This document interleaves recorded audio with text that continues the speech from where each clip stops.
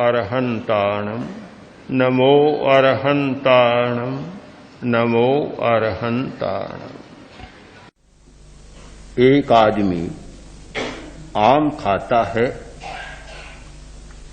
संतरा खाता है, एक आकार दिखाई देता है। क्रोमोथेरापी या रंग विज्ञान की दृष्टि से विचार करने पर निष्कर्ष यह होगा कि वह कोई ठोस नहीं, रंग का ही एक सघन रूप आम है और रंग का ही एक सघन रूप संतरा, रंग ही है। हमारी दुनिया में सब कुछ रंगीन ही रंगीन है। रंगहीन आत्मा है या और कुछ तत्व हो सकते हैं, किंतु सारा दृश्य जगत, पौद्गलिक जगत रंगीन है और रंग के ही नाना रूप हैं। प्रकाश का 49वां प्रकंपन रंग बनता है।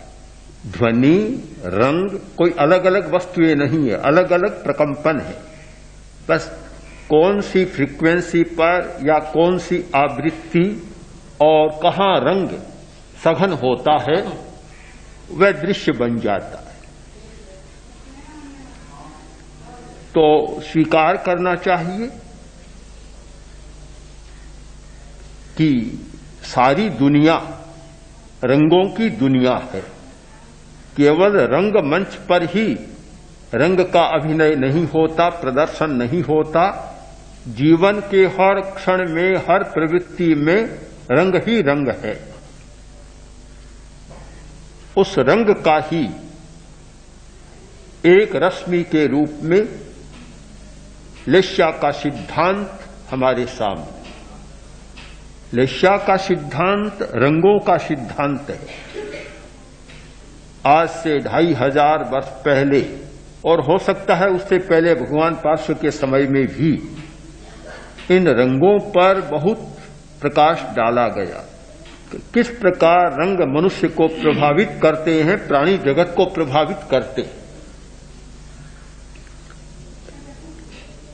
एक आदमी हिंसा करता है, झूठ बोलता है, 18 पाप बतलाए गए हैं। प्राणातिपात, मृषावाद, अदत्ता दान, मैथुन, परिग्रह, क्रोध, मान, माया, लोभ आदि आदि 18 पाप है।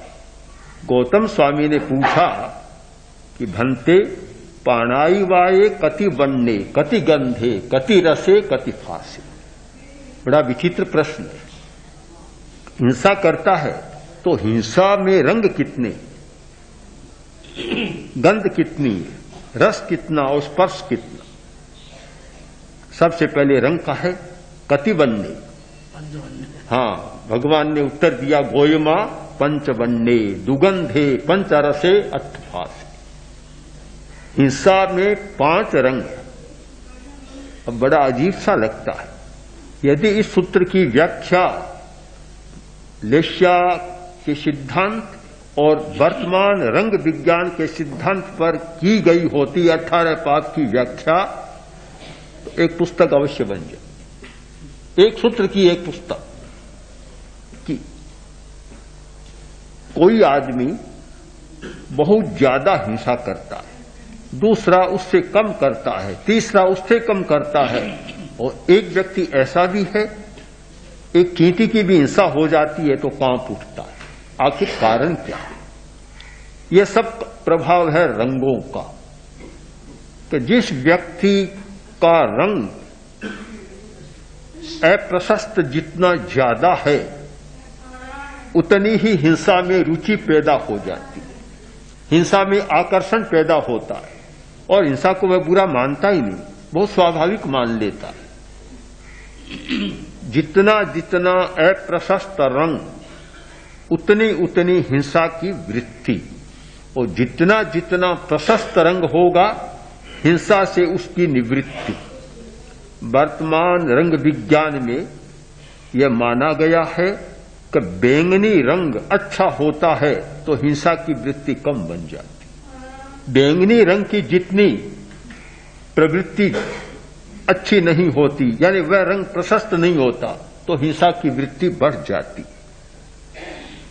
झूठ बोलने के साथ भी रंगों का संबंध, चोरी के साथ भी रंगों का संबंध, ब्रह्मचर्य के साथ और परिग्रह संग्रह की वृत्ति के साथ रंगों का संबंध। एक आदमी बहुत क्रोध करता है, बड़ा चिड़चिड़ा है, खोजना होगा रंगों में कि रंग के कारण ऐसा होता है।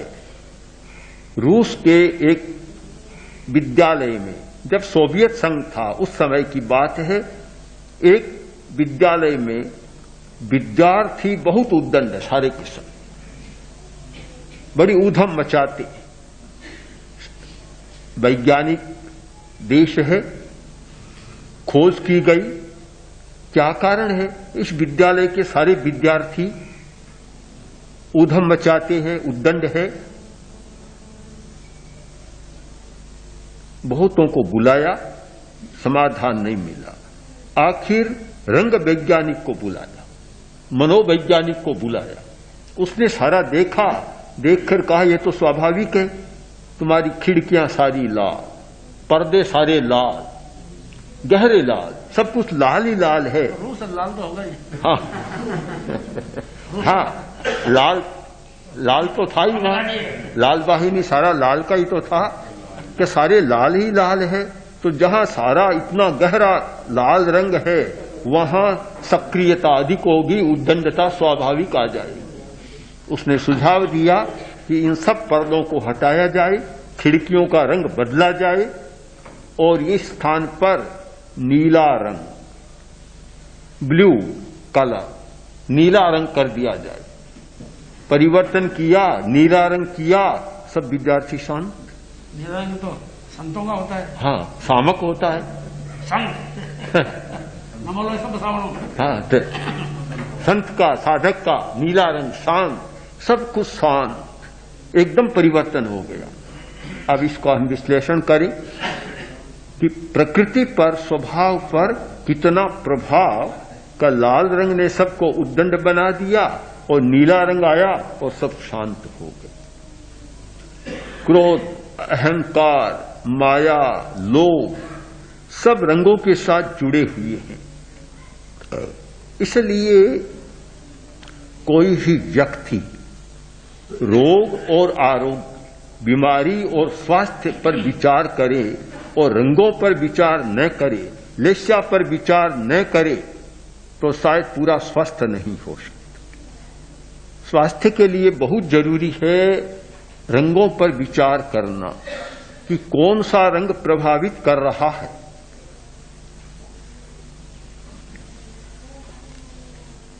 गेम थेरापी चल रही है, रत्न विज्ञान, रत्न चिकित्सा। बंबई की घटना, एक व्यक्ति बहुत बीमार रहता, निरंतर बुखार बनी रहती, बहुत उपचार कराया, एलोपैथी, होम्योपैथी, जितनी पैथियां हैं सबका प्रयोग किया पर बुखार नहीं उतर रहा। आखिर कलकत्ता से रत्न चिकित्सक को बुलाया, दिखाया, उसने सारा देखा, पूरे शरीर को देखा तो अंगुली पर ध्यान गया। अंगूठी पहनी हुई, अंगूठी है माणिक्य की, लाली की अंगूठी है।